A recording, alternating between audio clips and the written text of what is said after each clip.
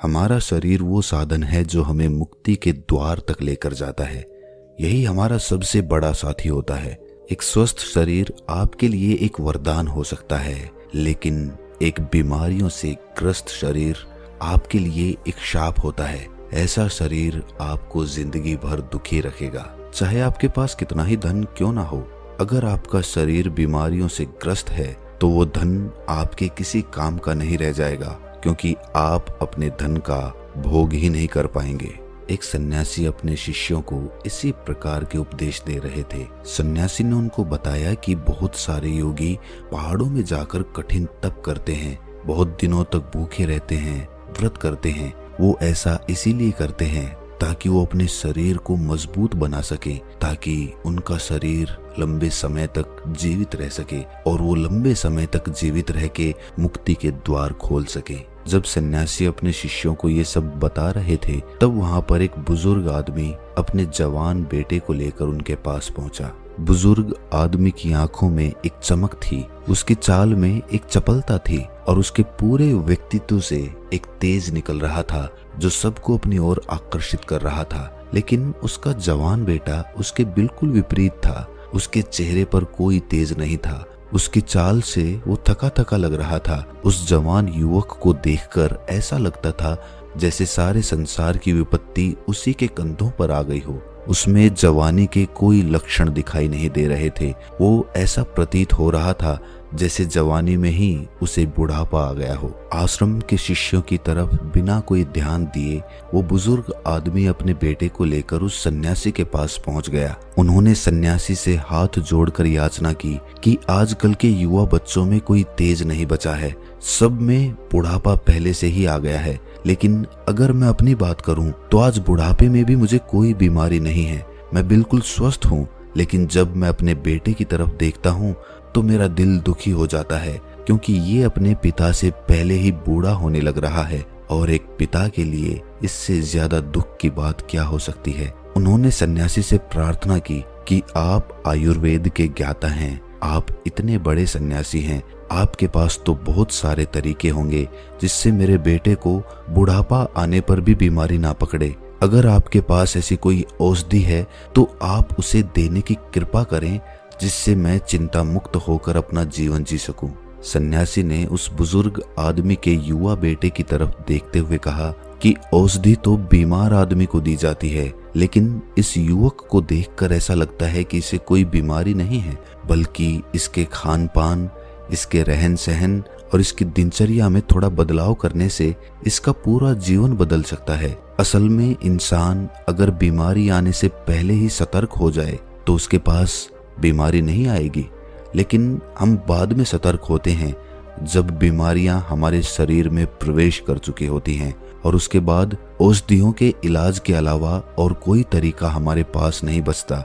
लेकिन मैं सबको कहता हूं कि जो भी इंसान अपना स्वस्थ शरीर चाहता है, अच्छा खुशहाली से भरा जीवन जीना चाहता है, उसे अपनी दिनचर्या में कुछ नियम अपनाने होंगे। उसे कुछ भोजन ऐसे खाने होंगे जो उसके शरीर के लिए लाभकारी हों, और तीसरा उसे कुछ ऐसे योग सीखने होंगे जिन्हें वो जीवन भर कर सकें। अगर वो सिर्फ इन 3 बिंदुओं को विस्तार से समझ लेता है तो उसका शरीर उसके लिए वरदान साबित हो जाएगा। उससे अपने शरीर की वजह से इस जीवन काल में कभी भी कोई कष्ट नहीं उठाना पड़ेगा। ये 3 बिंदु मैं तुम्हें विस्तार से समझाने की कोशिश करता हूँ। इन 3 बिंदुओं में सबसे पहले हमारा भोजन आता है। जिस प्रकार का भोजन हमारा शरीर ग्रहण करेगा, उसी प्रकार की वो ऊर्जा पैदा करेगा।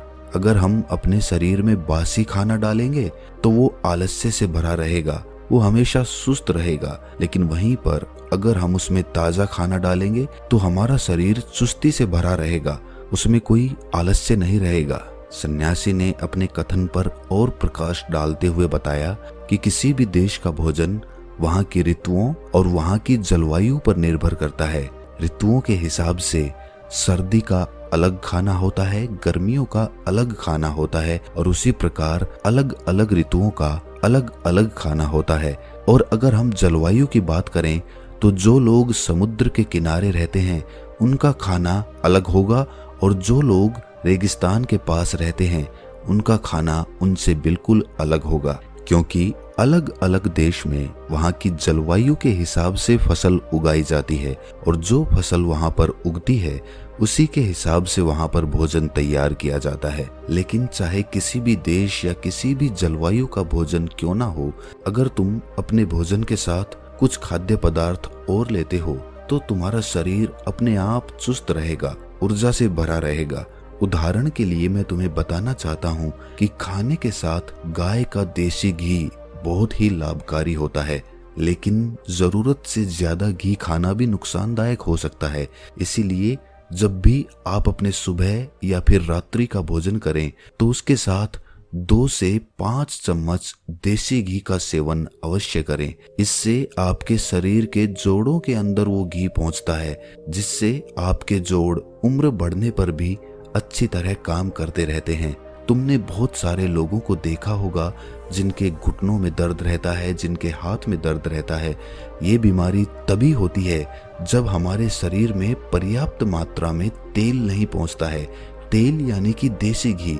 देसी घी हमारे शरीर के लिए सबसे ज्यादा लाभकारी होता है। इसके अलावा रात के खाने के बाद गाय का दूध अवश्य पिएं। गाय का दूध भैंस के दूध से ज्यादा बेहतर होता है, क्योंकि गाय के दूध से हमारा दिमाग तेजी से काम करता है, उसकी कार्य करने की क्षमता बढ़ती है, शरीर में चुस्ती बढ़ती है। सन्यासी ने आगे बताया कि सुबह सुबह तुम्हें भरपेट खाना खाना चाहिए, क्योंकि वो खाना दिन भर काम करने से हजम हो जाता है। लेकिन रात में अगर भरपेट खाना खाया जाता है तो हमारा शरीर नींद में जाने के बाद उस खाने को अच्छी तरह से हजम नहीं कर पाता, और इसी वजह से कुछ लोगों का पेट सुबह सुबह अच्छे से साफ नहीं हो पाता है। और जब पेट अच्छे से साफ नहीं होता, उसी से बहुत सारी बीमारियों का जन्म होता है। इसीलिए रात में हल्का खाना खाएं और खाने के बाद थोड़ी सी मिठाई अवश्य खाएं, क्योंकि खाने के बाद थोड़ा मीठा खाने से हमारी पाचन क्रिया तेज हो जाती है। उसके बाद हमारा खाना जल्दी हजम हो जाता है। इसके अलावा बासी भोजन कभी ना खाएं। बासी भोजन खाने से अच्छा है आप भूखे रह जाएं। लेकिन बासी भोजन, सड़ा हुआ भोजन हमारे शरीर के अंदर जाकर बहुत सारे कीटाणु पैदा कर देता है, और उसी की वजह से बहुत सारी बीमारियों का जन्म होता है। सन्यासी ने सभी शिष्यों को चेतावनी देते हुए कहा कि हफ्ते में कम से कम एक दिन बहुत ही हल्का खाना जरूर खाएं, या हो सके तो व्रत भी धारण कर लें, क्योंकि एक दिन खाना ना खाने से या कम खाना खाने से हमारा कोई ज्यादा नुकसान नहीं होगा, लेकिन फायदा ये होगा कि हमारे पाचन तंत्र को एक दिन के लिए आराम जरूर मिल जाएगा। जो पाचन तंत्र सुबह शाम दिन रात 24 घंटे 365 दिन काम करता रहता है, उसे कम से कम एक दिन, सप्ताह में एक दिन कम से कम आराम तो जरूर देना चाहिए, ताकि वो अपना कार्य आसानी से, अच्छे से और लंबे समय तक कर सके। भोजन के बाद बात आती है नियमों की। कुछ नियम हमें अपनी दिनचर्या की जिंदगी में जरूर अपनाने चाहिए, और उसमें से सबसे पहला नियम है समय से खाना। जो लोग समय से भोजन ग्रहण नहीं करते हैं, उनके अवचेतन मन के पास कोई स्पष्ट संदेश नहीं पहुंचता है, और इसीलिए उनका अवचेतन मन उनके पाचन तंत्र के पास एक स्पष्ट संदेश नहीं पहुंचा पाता कि इस खाने को पचाने का कार्य करो। और वहीं पर दूसरी तरफ जो लोग समय से भोजन करते हैं, वो उनके अवचेतन मन के पास एक स्पष्ट संदेश पहुंचता है कि ये समय खाना खाने के लिए बना है, और इसीलिए उनका अवचेतन मन उनके पाचन तंत्र को पचाने के कार्य में लगा देता है। हम सबको पता है कि हमारा अवचेतन मन स्पष्ट संदेशों में काम करता है। अगर हम उसके पास स्पष्ट संदेश भेजेंगे तो वो हमारे शरीर को ठीक करने में अद्भुत कार्य करेगा। दूसरा नियम जो शरीर को स्वस्थ बनाने के साथ साथ उसे बलशाली भी बनाता है, वो है अपने शरीर की अच्छे तेल से मालिश करना। कम से कम सप्ताह में एक बार अपने पूरे शरीर की अच्छे तेल से मालिश जरूर करें। उससे हमारी त्वचा के जितने भी खत्म हो चुके या मरे हुए अणु होते हैं, वो त्वचा पे से दूर हट जाते हैं, और हमारी त्वचा में एक नई स्फूर्ति, एक नई ताजगी पैदा होती है, और वो ताजगी हमारा आलस्य खत्म कर देती है। शरीर पर अच्छे तेल की मालिश करने का एक और फायदा होता है। उससे हमारा शरीर आकर्षक बना रहता है, हमारा शरीर युवा बना रहता है। अगला नियम आपके जीवन से तनाव को पूरी तरह से गायब कर सकता है। इस नियम का जो भी पालन करता है उसके पास बीमारी दूर दूर तक नहीं फटकती। वो नियम है समय से सोना और समय से जगना। आपको ये नियम बड़ा ही साधारण सा लगा होगा, आपको ये लग रहा होगा कि इस नियम के बारे में तो हम सब जानते हैं, लेकिन आप समय से सोने और समय से जागने के अद्भुत फायदे अगर जान लेंगे तो विश्वास कीजिए आप अपने आप ही इस नियम का अनुसरण करने लग जाएंगे। अगर आप समय से सोने और समय से उठने के चमत्कारिक फायदे जानना चाहते हैं तो इसके ऊपर हमने दूसरी वीडियो भी बना रखी है।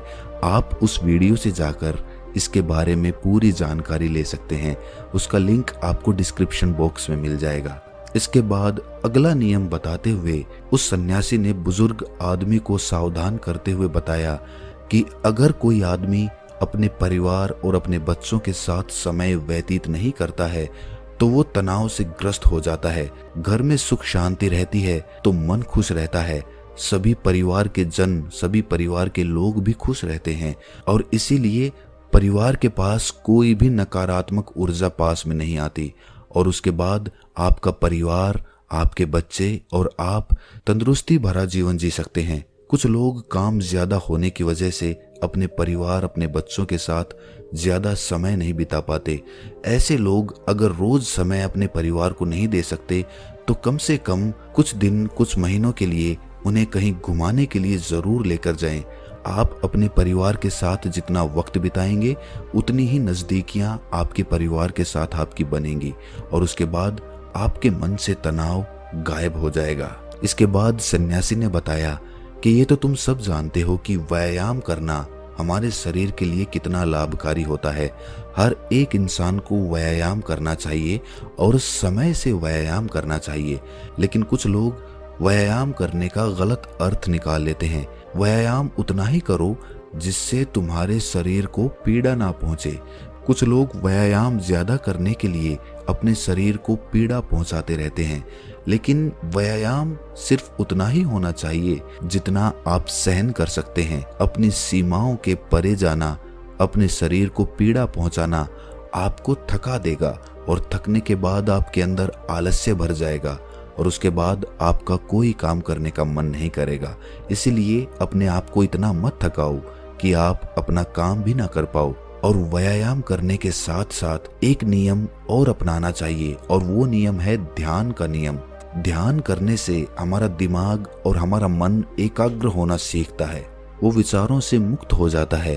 और जब दिमाग और हमारा मन विचारों से मुक्त हो जाता है तो शरीर से तनाव चला जाता है, क्योंकि विचार ही तनाव का असली कारण होते हैं। जो लोग समझदार हैं वो जानते हैं कि विचार ही हमें दुख पहुंचाते हैं और विचार ही हमारे तनाव का असली कारण होते हैं।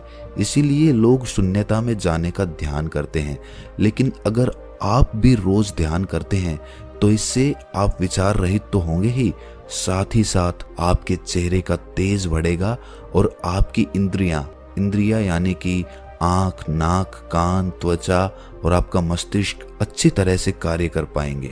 भोजन और नियम के बारे में विस्तार से बताने के बाद सन्यासी ने योग का रहस्य खोलना शुरू किया।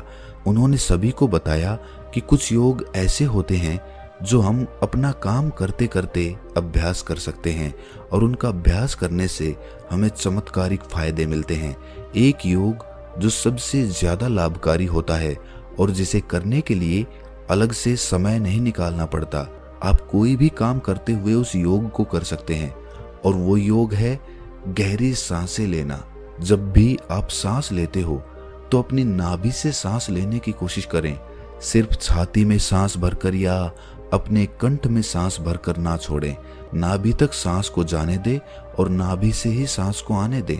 उसके बाद आप अपनी सांसों के साथ एक संबंध स्थापित कर लेंगे।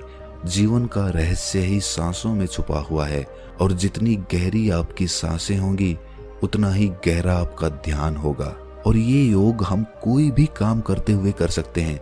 मान लीजिए कि तुम कोई भी काम कर रहे हो तो उसमें गहरी सांसें लेने में तुम्हें कोई भी अड़चन नहीं होनी चाहिए उसके बाद अगला योग समझाते हुए सन्यासी ने बताया कि जब भी तुम सोने के लिए जाते हो तो हमेशा याद रखना कि तुम योग निद्रा में जाकर नींद ले सको, क्योंकि योग निद्रा की नींद अगली सुबह तुम्हारे लिए ताजगी भरी लेकर आएगी।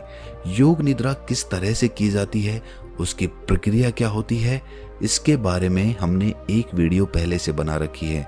अगर आप उसे देखना चाहते हैं तो उसका लिंक डिस्क्रिप्शन बॉक्स में मिल जाएगा। आखिरी योग बताते हुए सन्यासी ने बताया कि एक योग जिसके लिए तुम्हें अपना थोड़ा सा समय देना होगा, लेकिन थोड़े से समय के बदले उसके फायदे बहुत लंबे होंगे। वो योग है अपनी इंद्रियों के लिए योग। तुम्हारी इंद्रियां जो होती हैं वो जिंदगी भर तुम्हारा साथ निभाती हैं। तुम्हारी आंखें देखने का काम करती हैं, तुम्हारे कान सुनने का काम करते हैं। उसी प्रकार हर एक इंद्री अपना कार्य अलग अलग भिन्न भिन्न रूप में करती रहती है, लेकिन समय के साथ साथ जैसे जैसे इंसान की उम्र बढ़ती है इन इंद्रियों की शक्ति कम होने लग जाती है। इसीलिए इंसान को ऐसे योग करते रहना चाहिए जिससे उनकी इंद्रियां कभी भी कमजोर ना पड़ें। उदाहरण के लिए आंखों की शक्ति बढ़ाने के लिए त्राटक ध्यान का प्रयोग किया जा सकता है, और कानों की शक्ति बढ़ाने के लिए कानों से सुनने का अभ्यास किया जा सकता है। सिर्फ हमें अपनी अलग अलग इंद्रियों पर अलग अलग समय पर अपना ध्यान केंद्रित करना है। जैसे कि हम खाली बैठे हुए सिर्फ सुनने पर ध्यान लगा रहे हैं, हमारे कानों में हर प्रकार की ध्वनि प्रवेश कर रही है, हमारा पूरा ध्यान सिर्फ सुनने पे लगा हुआ है। इस ध्यान को सिर्फ कुछ पलों तक करने के बाद आपको खुद ही महसूस हो जाएगा कि वो इंद्री आपकी अच्छी तरह से काम करने लग गई है। इसीलिए ये भोजन, नियम और आखिर में ये योग आपके जीवन को बदल सकते हैं। बुढ़ापे तक आपके पास कोई बीमारी नहीं आएगी। उसके बाद सन्यासी ने सभी को वहां से प्रस्थान करने के लिए कहा और खुद आयुर्वेद की औषधियां बनाने में लीन हो गए। तो दोस्तों, कैसी लगी ये कहानी आपको कमेंट सेक्शन में ज़रूर बताना, और अच्छी लगी हो तो इस चैनल को सब्सक्राइब करके नोटिफिकेशन बेल को ज़रूर प्रेस कर देना। तो मिलते हैं